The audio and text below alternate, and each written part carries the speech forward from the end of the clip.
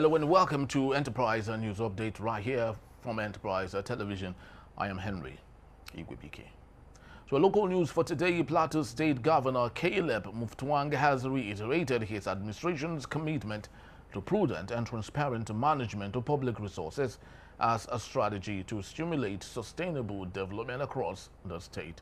Speaking at the 27th Annual Tax Conference of the Chartered Institute of Taxation of Nigeria, which was held at Abuja Chambers of Commerce and Industry, Federal Capital Territory on Tuesday, Mutfwang described taxation as a crucial component to funding government programs and activities for the benefit of the people. Mutfwang's Director of Press and Public Affairs, Gyang Bere, in a statement on Wednesday said the governor, while speaking on the conference theme, Taxation for Development Policies, Laws and Implementation, described the event as a timely and strategic platform to interrogate ongoing tax reforms and chart a realistic roadmap for accelerated national growth and development.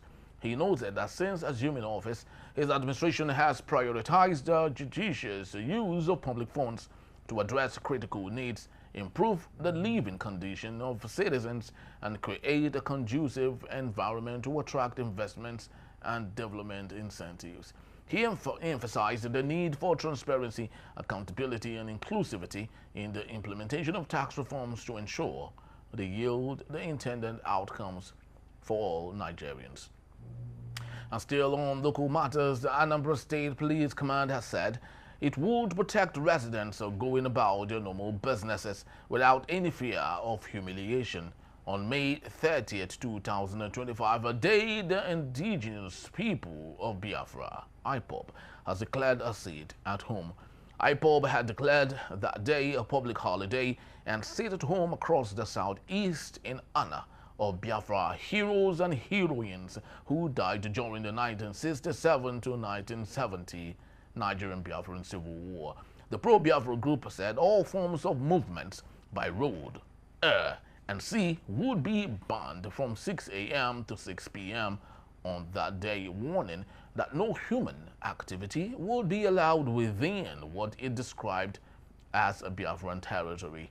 But in a swift reaction, the spokesman for the State Police Commander CP Tochukwu Ikenga promised residents that the police would protect those going about their normal businesses.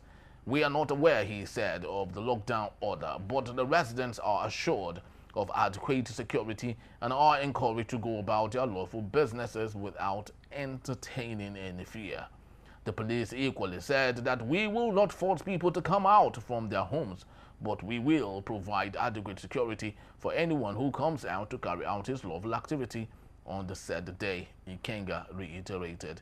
In a statement issued on Monday, IPOB spokesperson Emma Powerful said the group would hold memorial lectures throughout the month in Nigeria and abroad to honor the fallen heroes. He stated that all IPOB family members abroad are expected to organize demonstrations and obtain legal permits to protest the continued detention of IPOB leader Mazi Nnamdi Kanu. According to him, the May 30th observance will be marked by the complete shutdown of schools, markets, churches, mosques, and public gathering, adding that the day is reserved for families to reflect on the events and losses of the 1967 to 1970 Biafran War.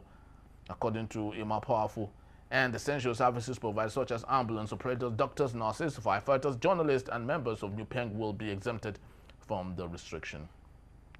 To our foreign news for today, Brazil's president said Wednesday he will press Vladimir Putin in person to attend a negotiation with Ukraine's Vladimir Zelensky in Turkey, urging to call on the Russian leader to enter talks and end Moscow's invasion. Luiz Inácio Lula da Silva will stop over in the Russian capital on the way back to Brazil following the conclusion of a regional forum in China. The negotiations scheduled for Thursday in Istanbul will be the first direct talks between Kiev and Moscow since 2022, shortly after Russia's full-scale invasion of its neighbor.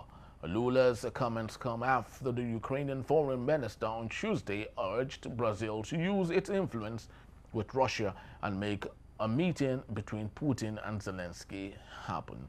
Zelensky on Tuesday urged U.S. President Donald J. Trump, currently on a tour of the Middle Eastern countries, to also visit Turkey and participate in talks.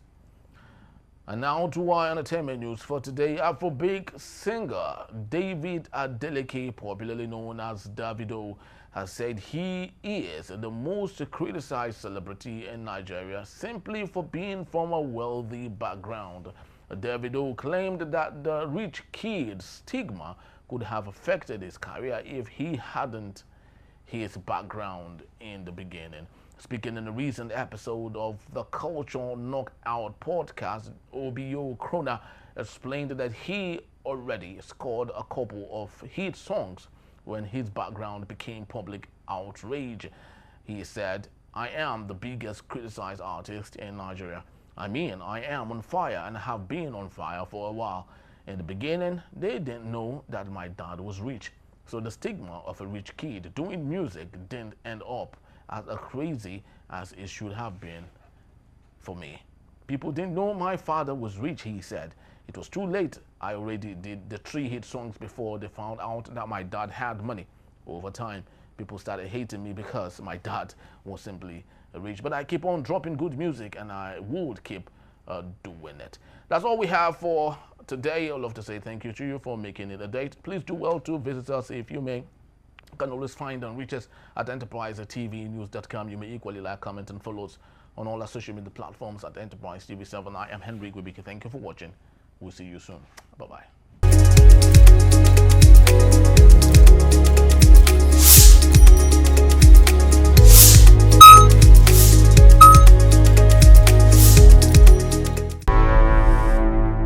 Enterprise TV, a tradition of truth.